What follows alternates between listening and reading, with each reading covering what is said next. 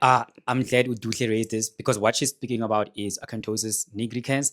And what it basically is a skin condition characterized by dark velvety patches that typically appear around your neck, your groin, and your armpits, right? And like she said, it's closely related to diabetes, right? So it's basically an issue with insulin resistance. So your body releases insulin, your body does not use it properly, and your body basically just produces more insulin on its own.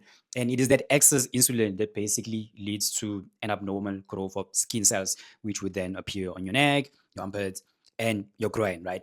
And like I said, guys, this cannot be solved with scrubby. Nah, it cannot because it's basically an insulin resistance issue, and you solve it by dealing with the underlying area or at least the underlying condition, right? I did look it up a bit, and they did say that insulin resistance was like a main cause, but you could also suffer from this if you have hormonal conditions like PCOS. I know a lot of ladies would kind of have this. So PCOS is also an issue.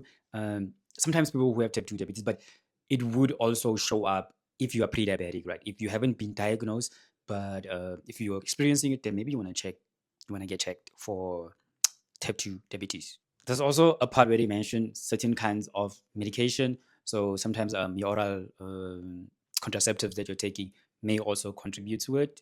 And then lastly, genetics. Genetics may also play an issue in that. But I think the main concern really is insulin resistance, which is closely tied to diabetes.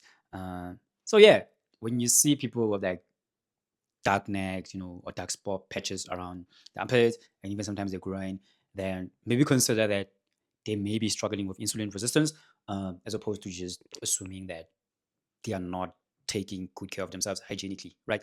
But also I think it's also important to mention that acanthosis nigricans cannot necessarily be used as a diagnostic tool. So also don't see people with like patches on their neck and be like, you have diabetes, yeah, it's not a diagnostic tool, but definitely something worth looking into when you have it.